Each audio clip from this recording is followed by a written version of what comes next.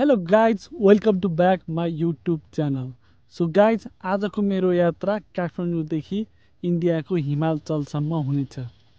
So guys यो video हेरेर like comment share subscribe गर्न नभुल्नुहोला। सो गाइज मेरो यात्रा 3 दिनको रहनेछ। म काठमाडौँदेखि महेन्द्रनगर हुँदै चण्डीगढदेखि हिमाचल जानेछु।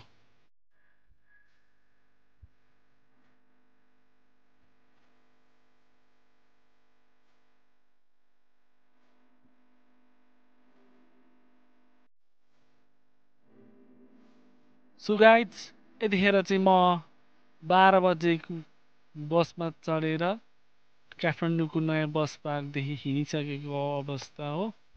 यो चाहिँ काठमाडौँ माछापोखरीको पुल नेरी आइसकेको छु यतिखेर।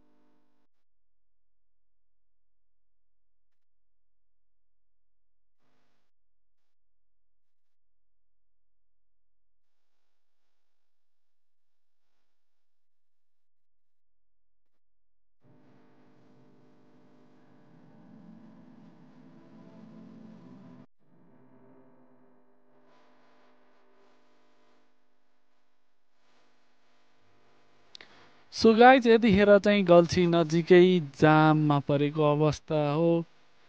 ठुलो पहिरो गएको छ।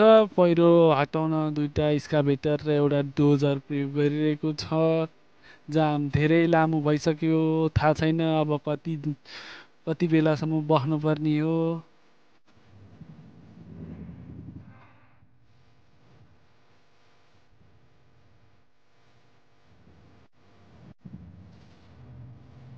सो गाइज यतिखेर चाहिँ म नारायण घाटबाट हिँडेको अवस्था हो। 4 दिनदेखि पानी परेको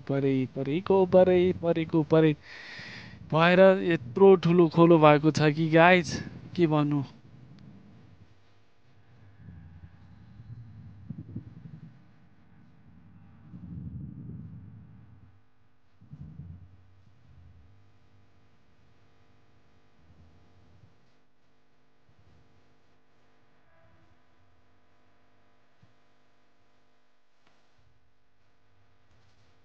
सो गाइज यो चाहिँ मेरो यात्राको दोस्रो दिन रहेको छ। यतिखेर म बर्दिया राष्ट्रिय निकुञ्ज क्रस गर्दैछु।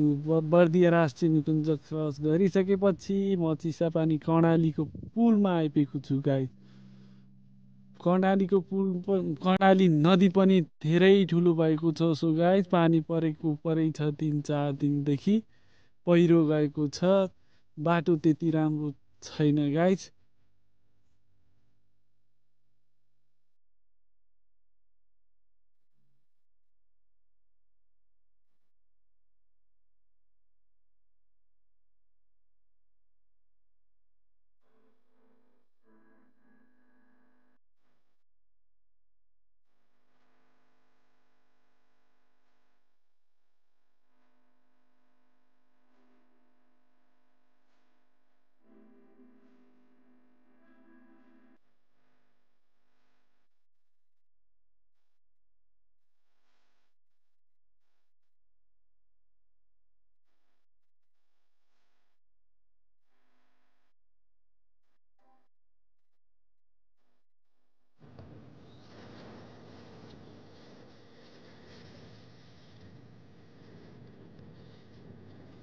मेरो यात्राको सेकेन्ड दिन म 1 बजेको छ अहिले, करिब 1 बजिसकेको छ।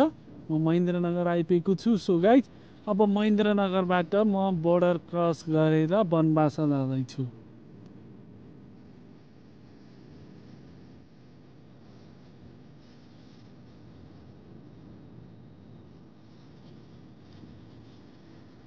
सो अब यहाँ चाहिँ मेरो आइडी र ब्याग चेक गराएर बनबासा लाग्दैछु।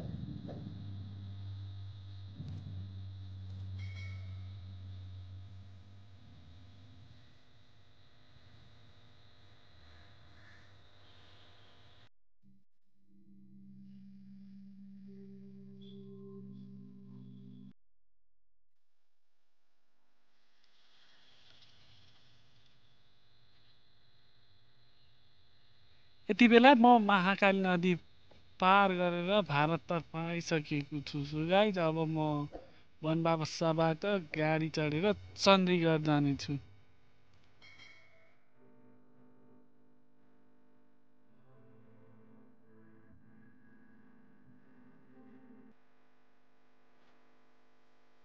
सो मेरो यात्राको दोस्रो दिन इन्डियाको बनबासादेखि चण्डीगढ जाँदैछु।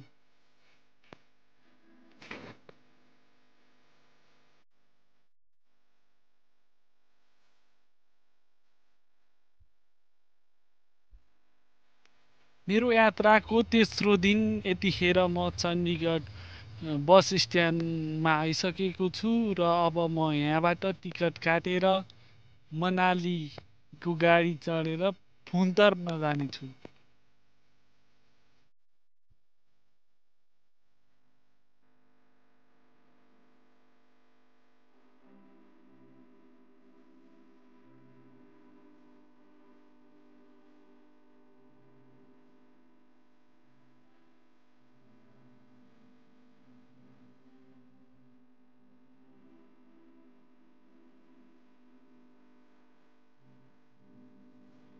आज चाहिँ मेरो यात्राको तेस्रो दिन हिमाचल प्रदेश गरिसकेको छु।